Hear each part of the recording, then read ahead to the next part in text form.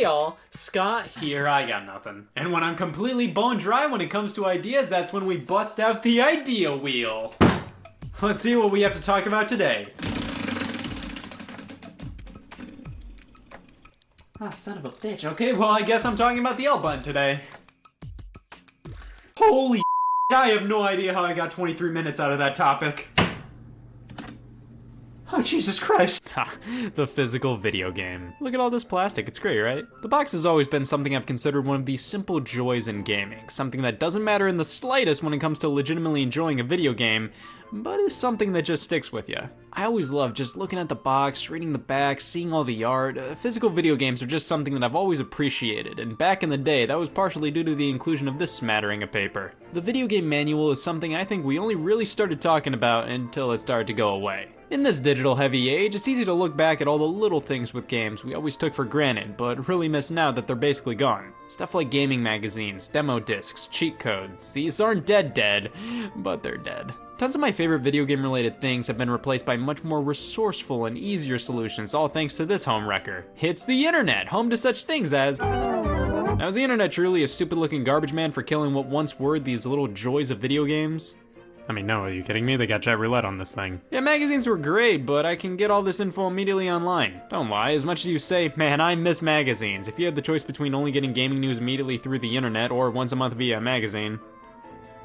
I don't even have to finish that sentence, you already know what you're gonna pick. But I get it, it's the whole joy of having a physical, tangible thing to flip through, to read all this information, see pictures and advertisements for other games. You only get this thing once a month, you better savor it. With the internet literally giving you everything you could possibly want at whim, it's harder to appreciate the smaller things, like some cool formatting on a page in Nintendo Power, or finally finding out that human beings bought Faceball 2000. Damn it, Scott, you may be saying, I thought you were gonna talk about paper, not paper. We got a little off track here, but the point I'm trying to make is, things are way easier now with a lot of physical things moving to digital. Technology has advanced so much that a lot of the physical things we got back in the day are no longer necessary. But it's a bit harder to appreciate them in this form.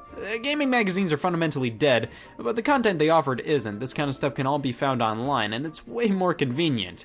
However, I still miss the feeling of magazines. They just felt so much more special. This sentiment rings true with so many other elements of gaming, with video game manuals being the most obvious one. Buying a new video game was always an exhilarating experience pre-2011, and a lot of that was because all of this was only half the story. With most games, you would always get instruction manuals, with reading them being my favorite method of realizing I'm a moron. The instruction manual was a necessity back in the early days of gaming, giving you details on the controls, the story, the characters, basically everything you needed to know to get started. In-game tutorials were a rarity. Most NES games you just pop in and immediately start playing. Instruction manuals picked up the slack when it came to teaching you how to play the game or telling the story. This is definitely why so many NES games don't really tell you what to do or how to play because you were expected to read the manual. And oh boy, were these things made for reading. Plus, they all had a notes and memos section in the back where you could jot down little reminders. I don't think anybody actually did this, so I'll start the trend. Gotta use these more often. Look at the Legend of Zelda's manual. This is the culmination of everything that made these things so fun to flip through. All this colorful art, tips and tricks, story details, the enemies' names, even a map. This is the titan of the retro video game manual. It's great when they came in full color and almost acted like mini strategy guides. When you truly love a game, you kinda wanna dive deeper and get a better look at the characters and story, and great manuals like this one let you do that at no extra cost. NES RPG and adventure games got the best booklets. Star Tropics, Final Fantasy, Zelda 2, Dragon Warrior, all of these things got full color platters of information with extra art drawn just for it, maps, the works. It's great to see exclusive artwork in these things. Bubble Bobble had its story explained through a comic, and Mario 3's is just so much fun to look through.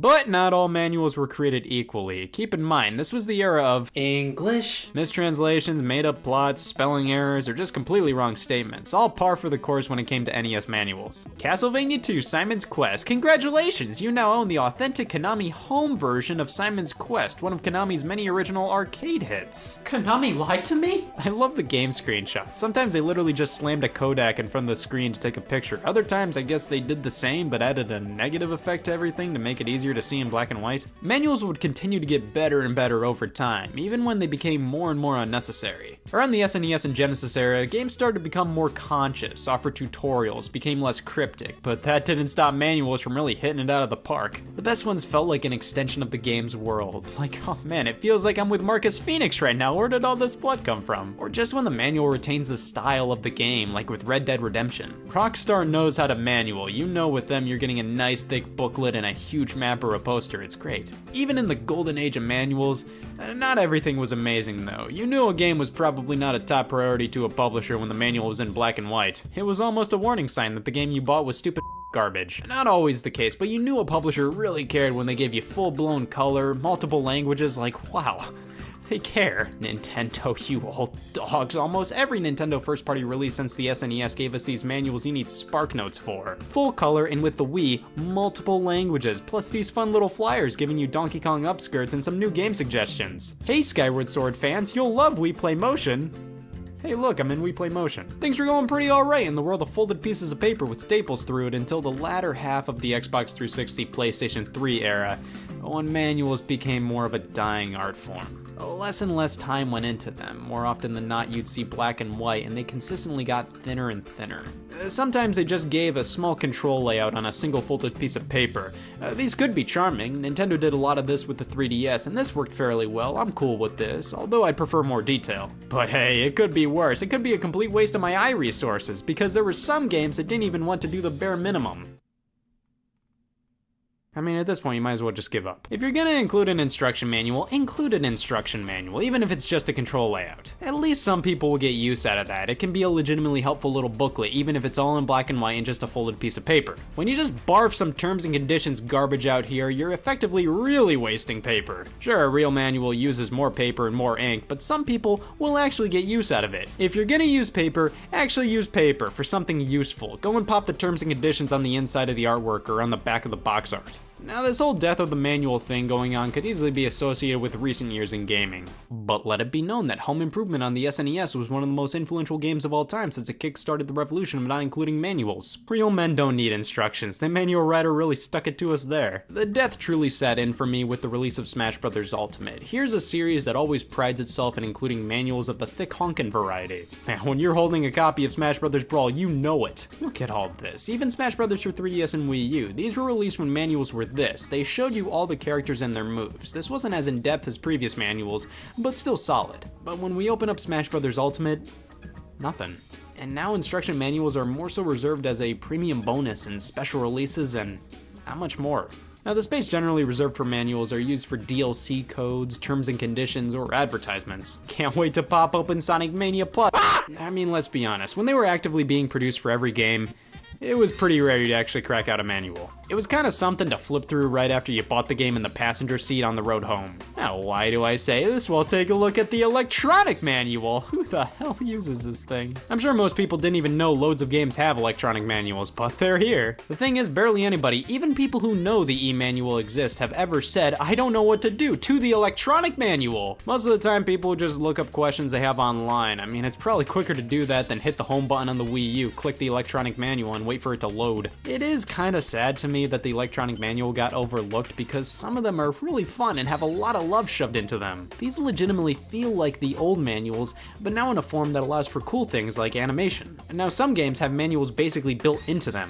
The only example I can think of off the top of my head is Mario Odyssey, and I mean, it's something that people really didn't use. So I think that shows that tutorials and in-game storytelling have replaced the instruction booklet, and the only reason we liked them was because they were tangible items. You turn a manual into a PDF, almost everybody kind of loses interest. But still, now that they're gone, every time I open up a new game, it's just disappointing. It feels like something should be here, and it almost never is. Now, one great new trend with a lot of physical games is art on the inner sleeve. Since most game cases are transparent, some companies have been printing art on the inside, which is always a treat to see. It's kind of a nice way to bring a little bit of the instruction manual back without wasting paper. Sure, I'd rather get a nice thick paper booklet and see the earth get polluted the up, but I'll gladly take this. It gives you something to gawk at when you open a case up, and it's way better than Terms and Conditions McGee over there. You can find manuals and stuff like special releases of indie titles, but that's about it. Red Dead 2 came with a map, but no booklet, and Nintendo basically dropped paper inserts entirely with Switch games.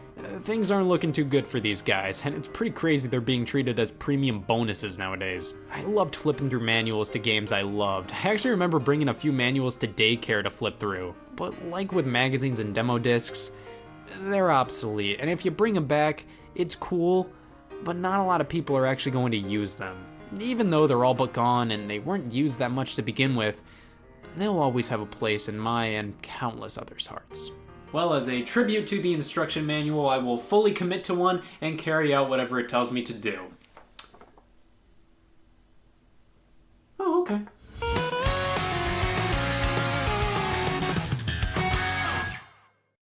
What's the recipe for surprising the kids, treating yourself, and ditching dish duty?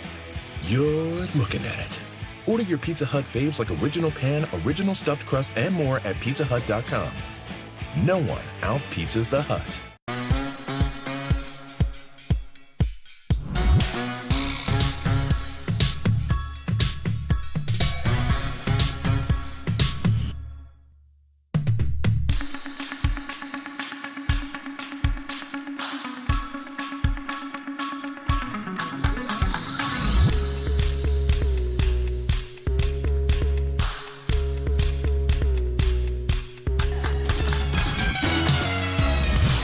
Pizza Hut stuffed crust is the crust that made crust good. Topped and stuffed with over a half-pound of cheese.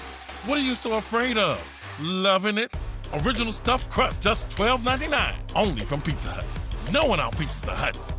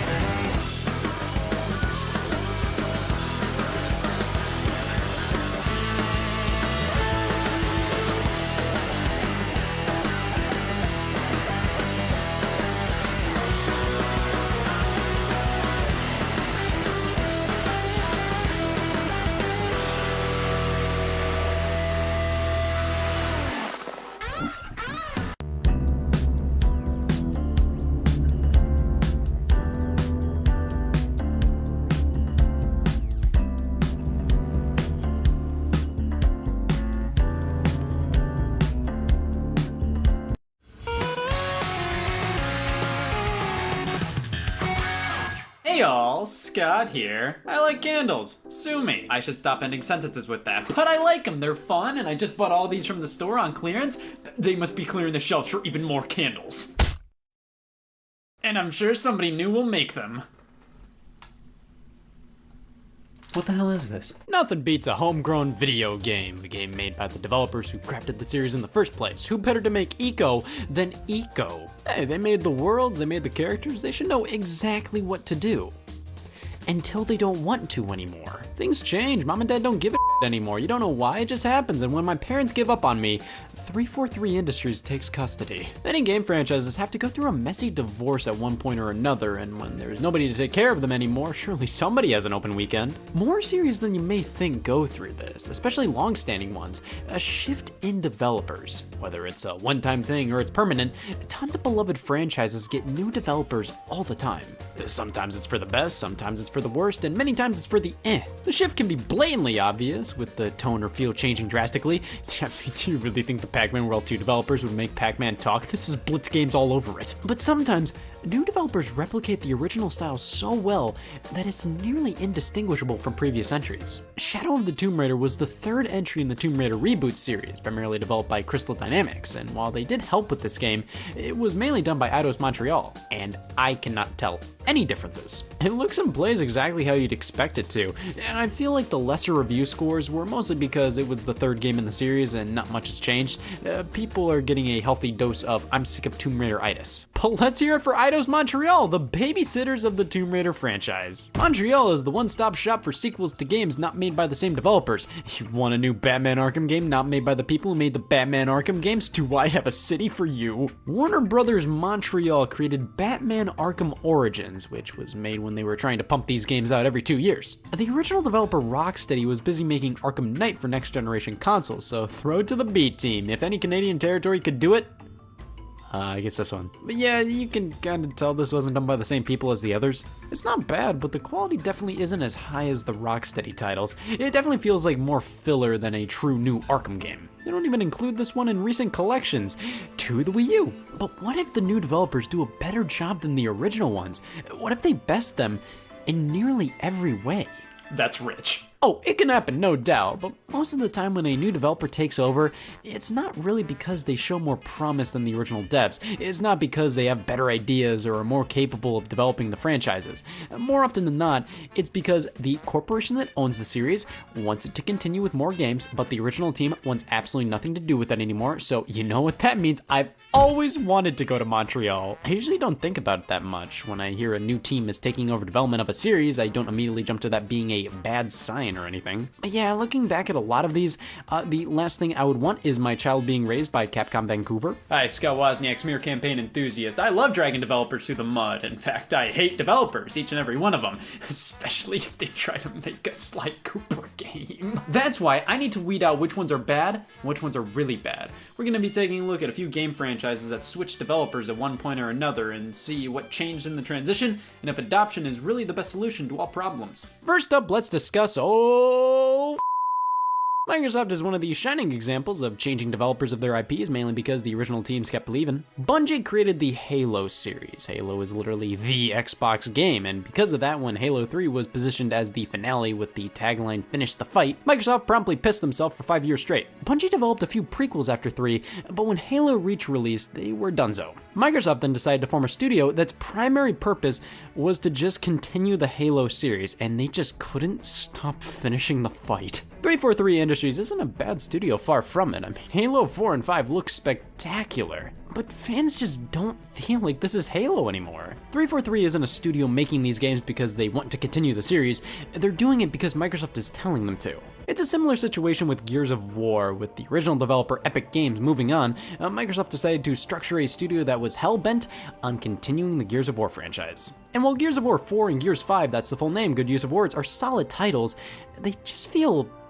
unnecessary. It doesn't help that a lot of people blew their Gears of War load on the 360 with 4 games. They kind of got sick of it. And similarly to Halo, the franchise's name just doesn't hold the same value anymore. Halo and Gears of War are kind of continuing for the sake of continuing. The original developers were done with them long ago, and Microsoft keeps them afloat because you can't have an Xbox without...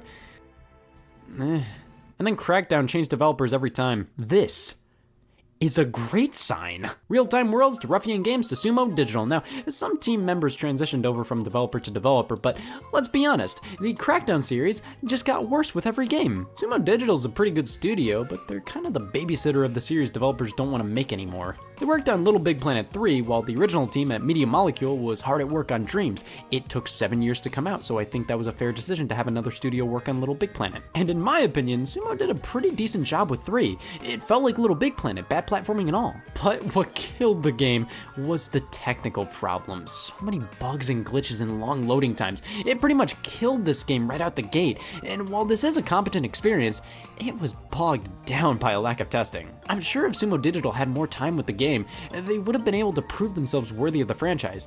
But I think the launch tainted their image. Many fans consider this to be the death of the series. But see, Little Big Planet 3 was a game I knew people weren't too hot on. On the contrary, do you ever just assume some games are enjoyed by a fan base and then use this?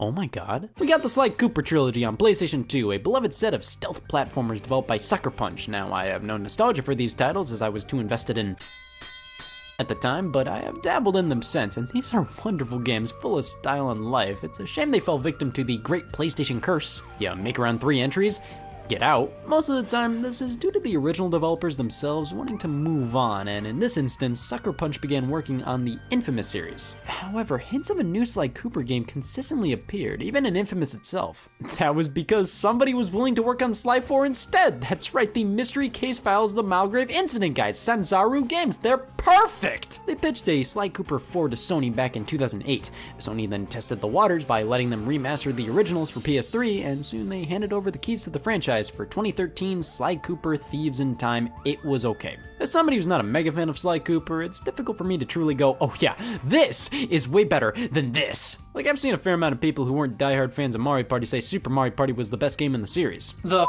did they just say? It can be difficult to judge the quality of a recent entry in a series if you weren't too exposed to the previous ones, and I feel that a bit with Thieves in Time. But from what I've gathered researching fans' opinions on this entry, the characters and style were tweaked a bit too much for many's liking. The story continued on from 3 with them going, oh, Sly retired from thievery, that was a joke. But overall, it didn't necessarily feel like they were pushing the series forward, rather they just kind of took what Sucker Punch did and tried to do it again. And even though Sanzaru has made some quality titles, they aren't nearly as talented as Sucker Punch, I think that's very fair to say. From what I've played, this is totally fine, but the general consensus is the originals on PS2 are obviously superior, with Thieves in Time being a decent, albeit unnecessary return to form. We got another series that disappeared for a while just to end up anti-disappearing with a new father in tow, Luigi's Mansion, one of the better compliments you could give somebody. A launch title for the GameCube, its primary function was to show off just how graphically impressive a Luigi's Mansion could be. So much dust and lighting effects, it was a very short game and the gameplay wasn't anything crazy, but it was a fun little romp regardless. However, this game has a huge fan base, people who love everything about it to death. This little game had so much character, whether we're talking Luigi, Professor Egad, the ghost, or the mansion itself. It was an incredibly charming and memorable experience. But it also had this light sense of uneasiness. It was still a family-friendly game in the Mario universe, but it was just eerie enough to have that perfect amount of spookiness to it all. It was developed internally at Nintendo, the EAD division, most known for developing the Nintendo games you actually care about. But when a sequel released 12 years later for the Nintendo 3DS, Next Level Games were in charge this time around, and results were somewhat different. Luigi's Mansion Dark Moon featured a new art style for the environments and original characters, which was much more angular and exaggerated, which I think is fine. It gives it a 1950s retro haunted house feel, but it's not nearly as atmospheric, and it always felt odd to me that they didn't tweak the designs of Luigi or Egad to fit more with the rest of the art style. The ghosts in the original look like dead Mario characters. They look like they were designed by the same people who designed Luigi, but here in Dark Moon, they don't even look like they belong alongside the boos in the game, the main ghosts we see in the Mario series. And with the game being on a handheld, they felt the need to alter how the game was set up. Now, there are multiple mansions and you have missions to complete, which makes the game more suitable to just pick up and play. Now, I don't really blame Next Level for this decision, but it's not the most ideal setup for Luigi's Mansion. However, they came back with Luigi's Mansion 3, and this is an improvement. Sure, the art style is still a bit mismatched with the regular Mario designs, but 3 makes up for it with absolutely gorgeous lighting and animations, phenomenal puzzles, and a setup closer to the original, albeit not the same, but that's totally fine. It's a sequel, it's supposed to be a bit different. I feel like the gameplay is far more engaging and well thought out than the original, but that one had far better atmosphere and is overall a more memorable and replayable experience. But hey, with 3, I do think Next Level Games has proven themselves worthy of the franchise. I think both 1 and 3 stand on their own as equally good titles. 1 does some things better than 3, and vice versa. Dark Moon wasn't as good. A game not being on par with the original? That reminds me, Dead Rising!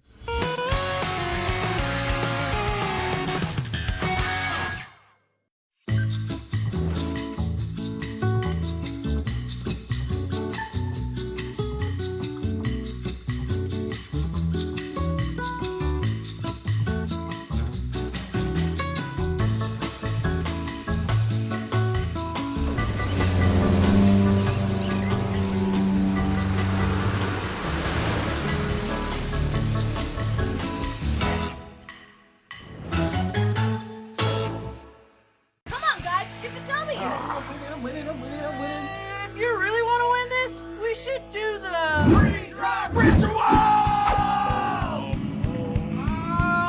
Silence! TBH, the elixir! Elixir? I brought Dr. Pepper. Dr. Pepper is the elixir.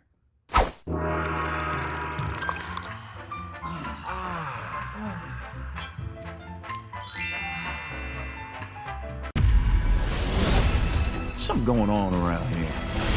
My people are coming to kill everyone. You have to do something about this. You're an alien. Phone home.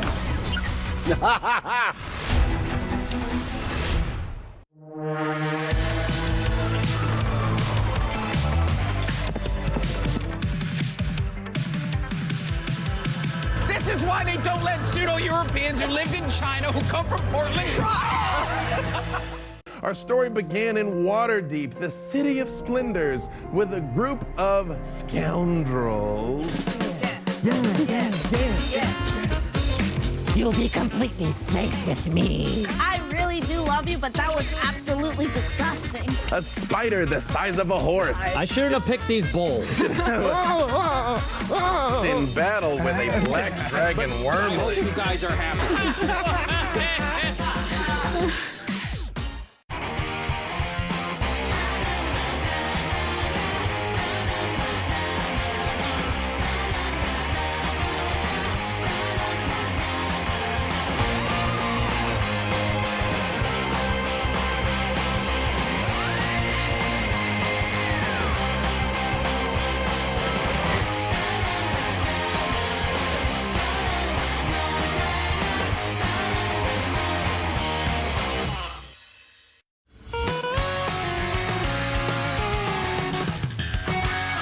Dead Rising was all about surviving a zombie-infested mall for 72 hours, helping civilians and mauling psychopaths, and at your disposal is all of the above. The game's primary claim to fame was the idea that if you can pick it up, you can use it as a weapon. Couple that with how cheesy the dialogue and characters were while the story took itself as seriously as possible, we have ourselves a winner. The first title was developed internally at Capcom, and it didn't take long for them to give up. Dead Rising 2 was developed by Blue Castle Studios, and Capcom dug their work so much they bought them, and with that, Capcom Vancouver was born just to die. Dead Rising 3 was an Xbox One launch title, and finally we had Dead Rising 4 before death. Well, I've only played Dead Rising 1 and 4, and my opinion is, oh god, 1 is better. 4 is obviously technically superior, it looks really nice, controls fine, there's so much on screen at once, it's pretty impressive.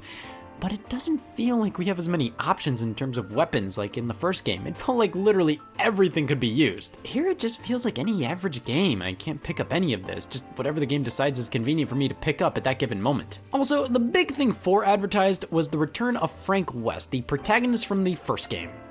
Except this character isn't Frank West. He has the same name, he kinda looks like him, but the writing here is so much more self-aware and makes him out to be a wisecracking ass. The original Frank West was pretty serious, which made it more funny when the player decided, oh, let me be stupid. The serious story perfectly contrasted with the ridiculous weapons and cheesy dialogue, and they make things way too jokey in 4, and it just feels forced. But Dead Rising 4 is a decent enough game, I just think it isn't a great Dead Rising game. I don't really think the developers understood what people liked about it. It just kind of felt like they heard that people liked Frank West, but didn't know why people liked him. However, it's a fine overall game.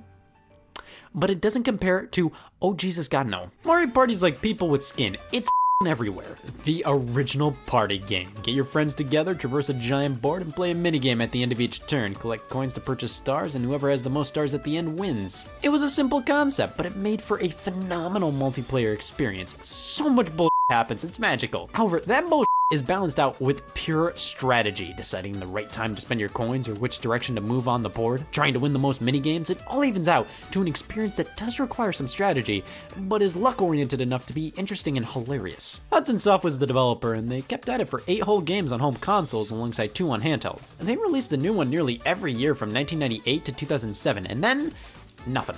After 3 Nintendo 64, 4 GameCube, and 1 Wii game, the series stopped, which really puzzled me. Mario Party 8 sold insanely well, and for them to only make 1 entry on the console was absurd. The Wii was practically made for Mario Party, and they only made 1? Well, the hiatus ended up being due to Hudson Soft going through some changes. Konami ended up turning them into a subsidiary before just dissolving the company entirely. They're just Konami now, and because of that, Mario Party's future was uncertain for a while. Really, Hudson was the only one to develop the games. Sure, Indie Zero developed the card game Mario Party E, and Capcom did some arcade games, but the B did the heavy lifting. But then, Nintendo had a great idea. Let's up. This'll be great. Let's have the company who developed Wii Party do Mario Party from now on. From great, I mean putrid. Mario Party returned with Mario Party 9 on the Wii in 2012, developed by ND Cube, and it just wasn't Mario Party. Everybody was in a car now. That tears it! Whatever you rolled would move the car for everybody. You were collecting mini-stars. Minigames just happened randomly when you'd land on a certain space. It felt like they were listening to reviews that were just really tired of Mario Party by then.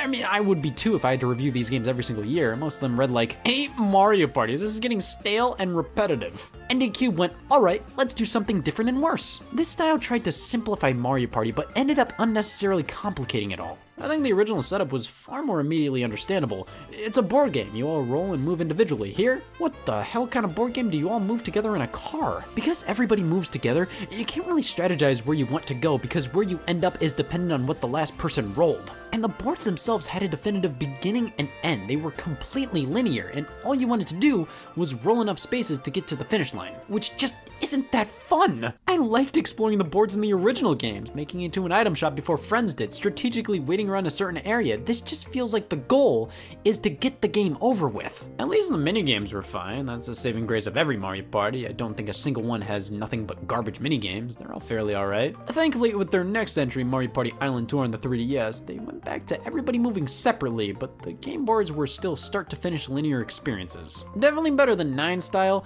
but god, this isn't great. Everything's just overly simple and bland. But at least with Mario Party 10, they had a chance to redeem themselves. It's the car again! They brought back the car from 9, and it really has not been improved at all. 10 is just another 9, which just makes it worse in my opinion. They could have improved things, but no, it's the same. There is a special mode called Bowser Party, which allows one player to be Bowser on the Wii U gamepad, where they're actively trying to hunt down the others and beat them. But this mode only has like 10 minigames to play, which gets old quick. Mario Party Star Rush on the 3DS was next. What the hell is this? Alright, so Star Rush is very different. You all roll simultaneously, which saves just so much time. That's the big selling point of the game. It's the Mario Party for the working man. Don't have any free time? Here's Star Rush. It's definitely the most unique one of the bunch, but really doesn't feel like Mario Party to me. So the next year, they made another 3DS game, this one being the Top 100, a collection of the best 100 minigames from the series past. This was a phenomenal idea. Why did they put this on 3DS? This game celebrates the home console history of the series. They have pretty much no representation of the handheld entries. I'd rather play Mario Party on a home console. I don't want to round up 3DS owners to play this. On top of that, this is literally just the minigames. The way NDCube wanted you to play this is to just pick a minigame, play it, and move on with your day. Nobody wants to play just minigames. You need boards to hold that experience all together, and this game has one board.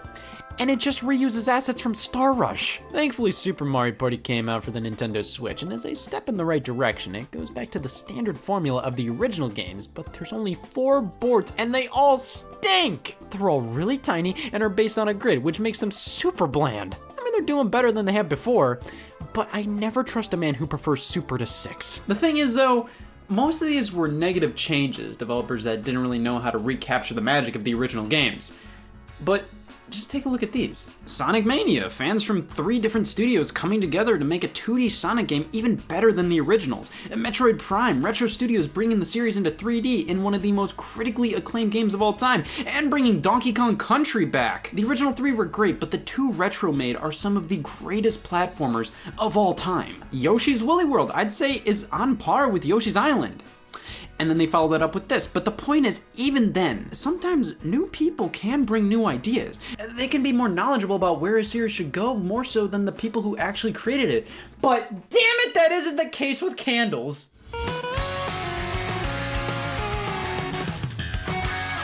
Hey y'all, Scott here. You know, so many people ask me, where do you get all those games? Yeah, that'll do. This is a used video game. Could you tell? Video game users are disgusting. We have sticky chairs and eat without socks on. So why are video games one of the most prevalent mediums where used products get swapped around? Everybody buys used products from time to time. There's no reason not to. I mean, the guy may have licked it beforehand, but the bread's still good. But for as many used DVDs and books and CDs and clothes and razors you can find on eBay, Amazon, and thrift stores, why are used video games so much more immediately accepted? Yeah, we all buy used versions of these, but I hear so many people say, I bought used clothes, I didn't know that was possible. But video games have always been associated with secondhand buying. Of course you have some secondhand movie and music shops, but you kind of have to specifically look for them. Almost every place that sells video games sells used video games as well. I don't even remember ever getting a used movie or album as a kid, but video games? Hell yeah, this one had gum in it. Why are used games so prevalent and why won't this come off? Well, I think a lot of it has to do with how expensive video games have always been. Why buy a brand new video game for $60 when you could buy it used for $55? I can think of a few reasons. But see, you spend 20 hours with a game, and when you're done with it, you're generally done with it. Why not sell it and use that money to buy another game? See, most people, when they've had an experience, they're okay with letting it go to have more experiences. This isn't normal. But when a game changes hands a few times, it's bound to show some wear after a while, and because of that, there are loads of different species of used games. Firstly, we've got the lookalikes, used games that look nearly indistinguishable from new games. The game case is spotless, everything's included, absolutely no problem whatsoever. whatsoever. You could eat off of these things. Then we've got the sloppy seconds, games that are generally all together. They look fine enough, but have some slight imperfections. The game case is starting to get chapped. Look at this, it looks dehydrated. There might be some crinkles here and there, and some light stuff missing like the manual or any extra inserts. It looks like the last owner used it as a napkin, but it's inoffensive to own. You may get less job offers, but with games like these, who needs them? But looking at the small little imperfections in the game cases, that just makes you ask, how did it get this way? Especially with games that recently came out. You ever see a used copy of a game that released a month ago and it's already on its deathbed? Games just get these random hickeys sometimes. Like, this is my copy of Super Mario 3D World. I've owned it since launch, taking good care of it. It has this for some reason now. My copy of Call of Duty Black Ops on Wii? Not my copy of Call of Duty Black Ops on Wii! One day in 2011, I found it on the floor with this gash in the middle. I did patch it up with tape, and thankfully it was in a spot I could cover up with black Sharpie, but these two moments made me realize games are far more fragile than you may expect. Which is odd. Game companies know their products are handled by young children. You'd think they'd use bulletproof paper or something. Because this is just the beginning of the end. Thirdly, there's the frauds. You see them at the store and think, oh, that's looking pretty good, pull it off the shelf and weep. There's something wrong with my WarioWare. If the seller didn't have the original artwork for the game case, they may just print off their own. At least they're making an effort. Sometimes the print quality is actually pretty good and can be misleading. Sometimes I'll pick up a used game and it'll take a while for me to realize this is a lie. And then other times I ask, okay, so you made an effort, but you didn't? Some people use the lowest quality box art scans they can to print off their copy. Sometimes it's not even the official box art, they'll just use whatever pops up on Google first. You can make the argument, oh, they were in a rush, they didn't have time to find the highest quality box art. Then why print box art in the first place? I have a love-hate relationship with these. On one hand, it's good to see people care enough to print off high-quality box art, but I don't want printed off box art, I want the real deal. I have a man to be, and I won't be that with fake Luigi's Mansion. At least with the box art printouts, I mean, it's beyond obvious it's fake, so there's no fooling here, but like, who thought this looked okay? It's more fun to see the box art that's drawn on with Sharpie. It really puts you in the shoes of the last person who owned the game. Like, how did you lose the box art? You kept the case, you kept the disc, the manual? How do you lose the artwork? That almost seems like it's the hardest thing to lose. If the whole case was missing, I'd understand, but the artwork? You'd have to make a conscious decision to get rid of that. And then the stickers, oh God, the stickers!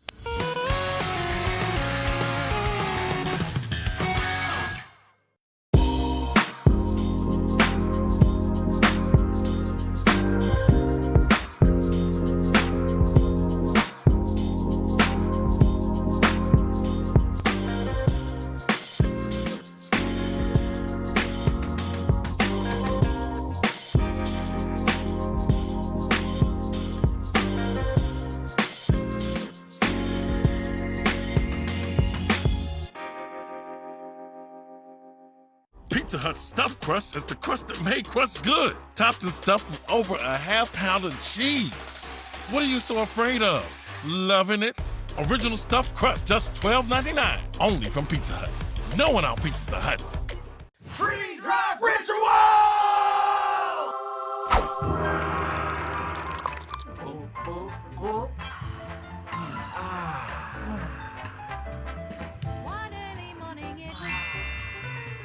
Wednesdays on E! Today, breeding season. I will not be doing that. 8 celebrity kids. My dad is Shaquille O'Neal. Your dad is worldwide. 0 life skills. Oh my God, what are you doing? Relatively famous ranch rules. Wednesdays at 9, only on E! What's the recipe for surprising the kids, treating yourself, and ditching dish duty? You're looking at it. Order your Pizza Hut faves like original pan, original stuffed crust, and more at pizzahut.com. No one out-pizzas the Hut. Our story began in Waterdeep, the city of splendors, with a group of scoundrels. You'll be completely safe with me. I really do love you, but that was absolutely disgusting. A spider the size of a horse. I shouldn't have picked these bowls. In battle with a black dragon wormling. You guys are happy. Dr. Vanderspiegel. Glad to have you back in patience. Speech! Get out of my house. My people are coming to kill everyone. You have to do something about this. You're an alien. Phone home. You have no idea who you are dealing with. I think we might have gotten off on the wrong foot.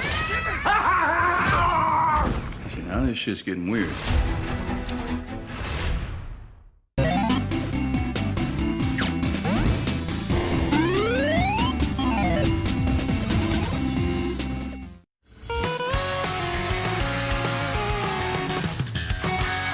Every used game needs some kind of indication what its price is. It just so happens the only way to do that is to staple it on. Why are stickers on video game boxes the most powerful stickers of all time? Sure, you get the easy peel off ones, but those are few and far between. Most of the time, these things have melted to the plastic. They're impossible to tear off in one go. And even if you do tear it all off, sometimes the sticker juice is left on. It makes the game case stick to all other game cases around it, and then it attracts the world's hair population. You have yourself a sticky case with just a great personality. Even the tiny garage sale stickers can be a pain. They're so small and rip in half so easily when peeling them off. And who the hell ever thought it was a good idea to put stickers right on any paper included on the product? The box art, labels, this cartridge has so much plastic space, but you just had to smack the sticker right here. Why go out of your way to put stickers on the artwork itself instead of just the plastic case? I guess it's to prevent you from swapping price stickers on cases to get a better deal.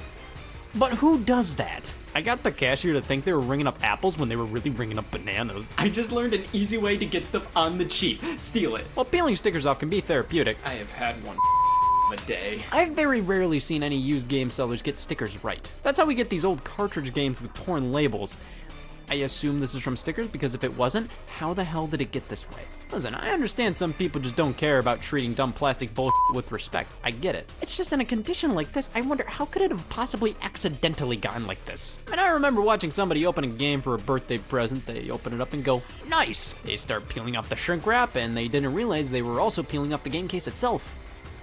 Happy birthday. That's like, how does this happen? How does this happen? What about this? What, did you like spill water on your game and you tried to dry it off with a saw? Each used game with a purple heart has a story to tell that I'll never know, but sometimes you can make assumptions. Sometimes you get notes left in from the original owner, and back in the day, places like Hollywood Video would brand their games like cattle. This is etched in there. There's no way getting around this. But hey, I now know this happened to be a rental video game. See, this is annoying, but also a part of history. I can at least look at this and go, cool.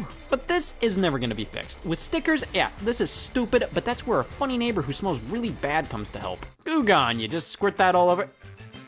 Next person that owns this is gonna have the exact same questions I do. What the happened here? This usually helps get rid of that sticker residue. Now, don't get me wrong, I like this, but I would never drink it. It just smells too bad, I couldn't. But some stickers are just a bit too tough. Much like the Hollywood Video branding, there are some stickers that are basically permanently bonded to the plastic. This Microsoft Company Store Purchase sticker falls under the category of neat but go away. Now, this was purchased within Microsoft by a Microsoft employee who really wanted to play Whacked. That's really cool. Now, why do they need an as-large sticker that's impossible to peel off? I'm trying everything I can here. To be fair, if it's just the case that's the issue, you can almost always swap it out with a better one. The problem is trying to find another one. The first thought is, oh, I'll get an old sports game. Those are in the dollar bin, nobody's buying them. I can harvest that thing for its shell. But they have their own impossible sticker to remove. Most EA sports titles have this shiny branding that you can peel off, but it's gonna leave a lot of residue. I mean, there are other games to put out of their misery to simply use their cases, but some games, they're too far gone. Thanks, Caden. A lot of people like to label their property. Oh, some games even encourage that. Pokemon Stadium on N64 had this spot to put your name. Weirdly enough, my copy of Pokemon Stadium is clean, but Kirsten just had to write on Pokemon Snap. Now for these, there are a few ways to clean them up. I like using magic erasers. Dab it in a bit of water and scrub a bit if it's on plastic. Many times marker comes right off. Now when it's on paper, welcome to Corpse Central. This is all fairly common for used games though. Weirdly enough, a lot of secondhand game stores don't really care about cleaning their games before reselling them. Sometimes they plaster stickers all over the place, sometimes in places that could do a lot of damage, and other times they just don't even use new cases if theirs is all cracked and sad. The thing is, these stores make most of their money off of used games. New games they don't make much of a profit off of. Most of the money made from those go straight back to the publisher. Used games, they just bought from some sap in the store. They can charge whatever they want for them. They can make as much of a profit off of those as they so please. So why do they do this? Yeah, no problem. That gets cleaned, it voids your warranty. Used games are disgusting half of the time in these stores. But even the most disgusting used game of all time doesn't even begin to compare to the worst offender of me seeing something of all time. Out. So sometimes when people sell their used games, all they have is the disc. At least it makes more sense than not having the artwork but having the case. Like, oh man, I need more space.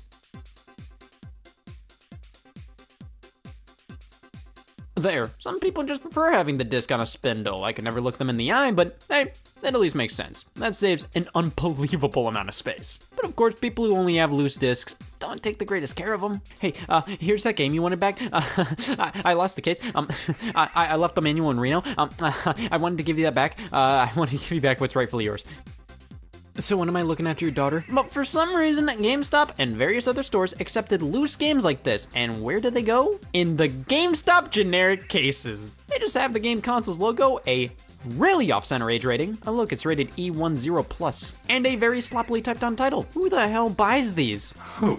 And then for the funkier cases, stuff like the PS4, which those games don't have DVD-sized cases, they mold their own, and they're the cheapest things imaginable. Why have that attention to detail? Why put PS4 games in these types of cases? Are the kind of people who buy games in the GameStop generic cases really the type of people who would say, this isn't the size of a normal PS4 game? I thought this was a GameStop, not a witch. Why go that extra mile if you're gonna put this in a GameStop case? You might as well just use a regular DVD one. Need for Speed Hot Pursuit on 360. This is a Wii case with a baseball sticker. Okay, you have the GameStop generic case, but you have the original artwork. How did that happen? How do you lose the case but not the artwork? What about the old GameStop cases? Those were better and worse. Yeah, just some cartoon characters throwing gang signs. The GameCube one has a mom buying a sack for her kid, and this same guy, but backwards. Let's see how many problems we can find on this. Okay, so somebody put a sticker on the spine of the artwork, tried ripping it off. This is a GameCube game in a PlayStation 2 case. They still have literally every piece of paper that was included originally for some reason, and worst of all, it's Geist. Eventually, the only way you can buy certain games is used. There's no beating around that. Sometimes prices can be dirt cheap. Sometimes they can skyrocket above what they originally went for brand new, and if it's a brand new used game, you save $5. And just buy it new at that point. You know, the profits you can make off of used games must be incredible. I mean, look at all these wholesale lots online you can buy. F it, I don't need a house payment. I decided to buy a bunch of mystery used game lots. I have no clue what games are included. This is gonna be fun. One of my lots came with an empty jar of minced garlic. Yeah, I guess to package these games tightly in a container, the seller included minced garlic for padding. Well, let's see what we got here. Bull. Yeah, lots like these are basically trying to get rid of used games that have been rotting on game store shelves that would never sell on their own, so they sell them as a part of a 50 NES game lot, and they're nothing more than boo. Oh my god, this lot came with a sealed GameCube game. That looks like ass! This is my first used brand new video game. There were some good gets in here, but most of the time you're playing with fire with these lots. Basically, I now own all the games nobody wanted to own. Now, game companies don't really like used games. They'd vastly prefer if you bought them new. That way, they make money. See, they ain't making anything off of a used game sale. That's all the game store's profit. And we've seen time and time again companies trying to incentivize people to buy their games brand new. In the latter half of the 360 and PS3's life, there were online passes where if you wanted to play online multiplayer, you had to input a code you got with new copies of the game. If you bought the game used, it's likely the online pass was already redeemed, so to play online multiplayer, you'd have to pay $10. Now I see a lot of launch editions where you get bonuses for buying the game around its launch window or pre-ordering it. However, with digital games, you can't possibly trade those in. Nintendo gets all the money from you buying their games digitally. Sony doesn't have to give a cut to a retailer. Microsoft doesn't have to worry about people buying those digital games used. The war against used games will forever permeate through gaming history, and at least with digital, the companies make more money off of their products, which means they can fund even more great projects in the future. Or they can give their CEOs $4 more. Digital is the way of the future. That's just where gaming's heading. And while I don't think physical games will ever leave for good, digital is definitely what most of these companies want. So while used games can be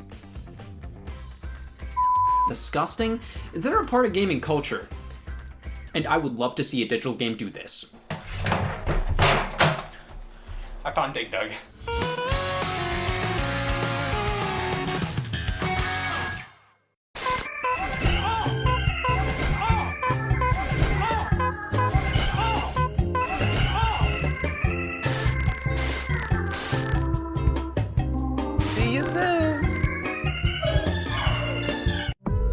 Ladies and gentlemen, everybody watching at home from around the world. Yes, I'm here in Cologne for the finals of Intel Extreme. Hello and welcome to another episode of G4's Crash Course. He's the first cleanly has. Nexus is next. G2, they can't let it slip. Oh no. They're letting it slip. Okay, Hunter and Nico will collect.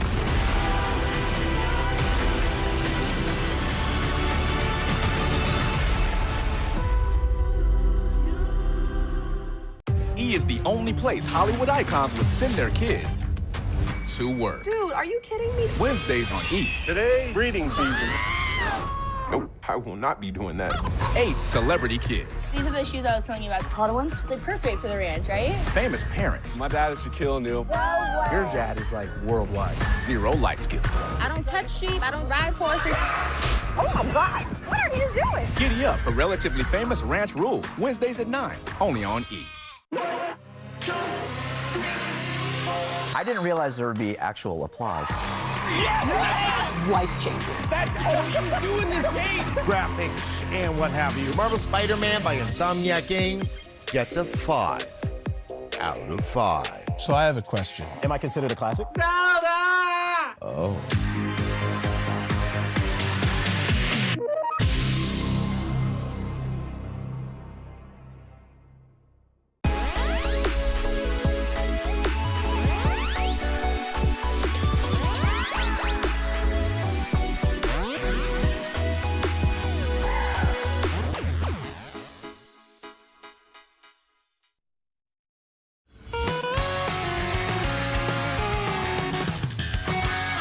Hey y'all, Scott here, and it's amazing to think that a company established all the way back in 1889 made this.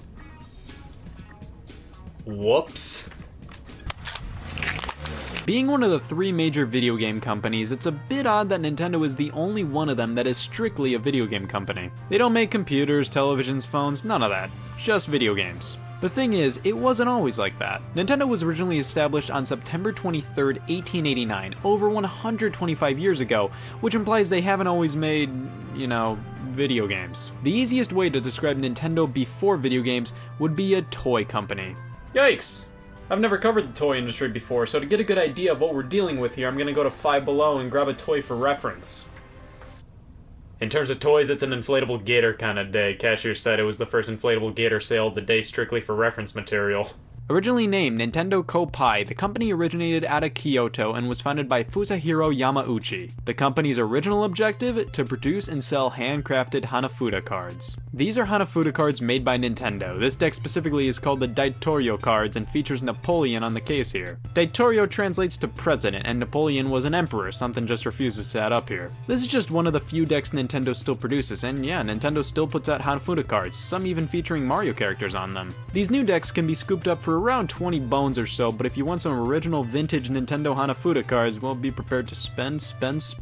The packaging here is incredibly nice. A hard plastic case holds the cards, and opening this, we have a silver package containing the deck. Opening that up, let's take a look at the cards themselves, and my god, these are a thing of beauty. Hanafuda cards translates to flower cards, which is fitting. These cards are very much focused on looks. Each one has wonderful art displayed here, specifically nature-oriented. They're all incredibly tiny and are made out of hard plastic. No numbers on them like standard playing cards. The use of numbers in playing card games are replaced with art in Hanafuda-based games. This was due to gambling being banned in Japan, as it was a major problem associated with playing cards. Since Hanafuda focused on art instead of numbers, gambling wasn't as easily associated with it, although there were workarounds like assigning numbers to specific cards. Hanafuda can be used for all different kinds of card games, none of which I have the slightest clue on how to play. Nintendo Koppai was basically the cream of the crop when it came to Hanafuda cards for years, and was basically all the company did for the first few decades of its existence. In 1933, Fusahiro stepped down and his adopted son-in-law Sekiro Yamauchi took over as president, renaming the company after an unlimited partnership, Yamauchi Nintendo & Company.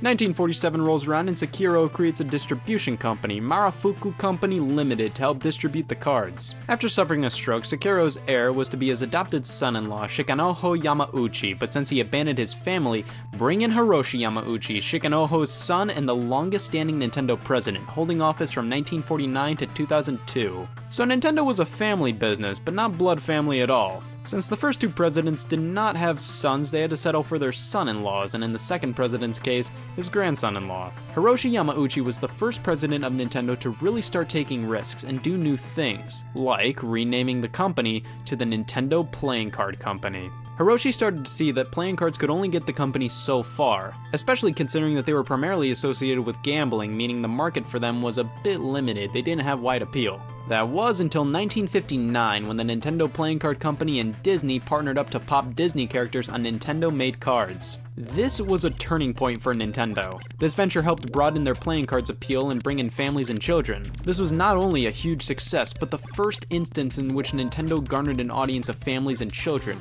a market Nintendo would cater to basically for the rest of its existence. Hiroshi changed the company's name one last time from Nintendo Playing Card Company to simply Nintendo, as he was ready to experiment in other industries with the copious amounts of cash they got from the Disney card success. Like I said, Hiroshi Yamauchi, who I'll just refer to as Yamauchi from now on, wanted to expand beyond cards, and these expansions included taxis, food, a vacuum cleaner, and love hotels. Hotels specifically for quick, sexy in-and-outs.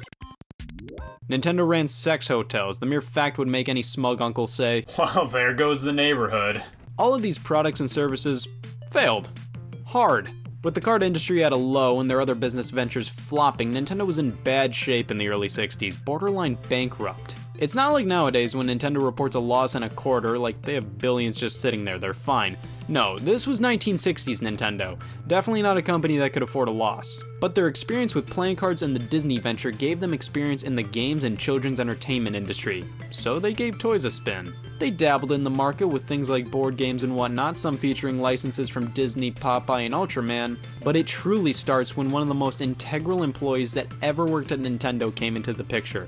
Gunpei Yokoi. Everybody talks about Shigeru Miyamoto, Eiji Aonuma, Koji Kondo, Satoru Iwata, and justifiably so, but the late Gunpei Yokoi basically crafted the Nintendo everybody fell in love with. A Nintendo that was full of creativity and fun. It wouldn't be this way without Yokoi. He was originally just a lower level maintenance employee at Nintendo helping manufacture cards. Yokoi invented a grabber device and was fiddling around with it at work one day. Yamauchi noticed and was impressed. The item was mass-produced for the Christmas season in 1966 under the name Ultra Hand. You could extend the arm and grab items like the balls with stands that it came with.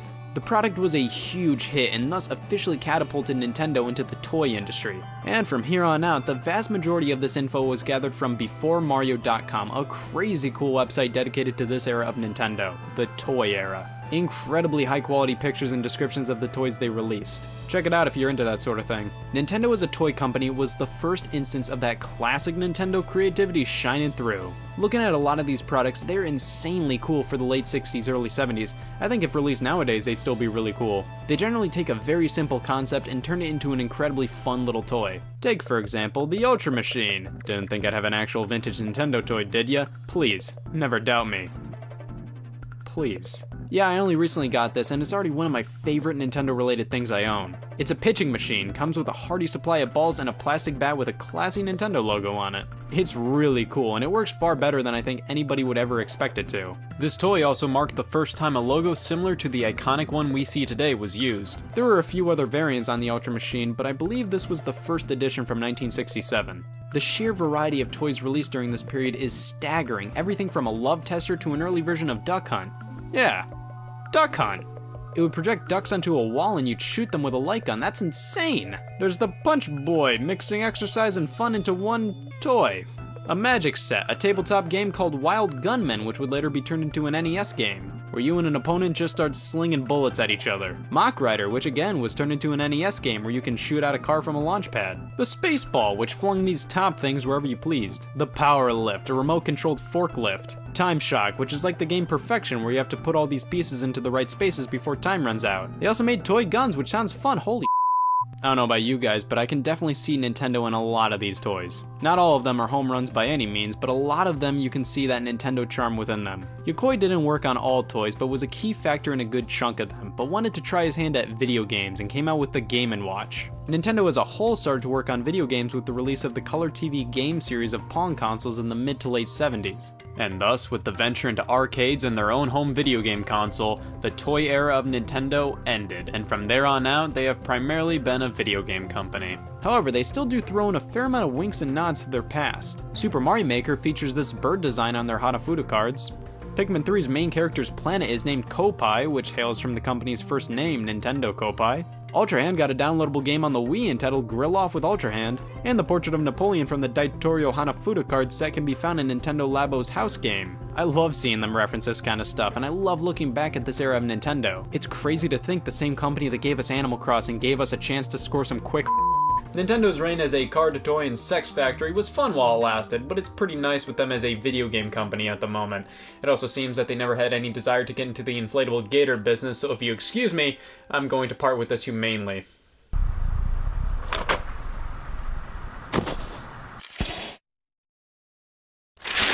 Neighborhood's going to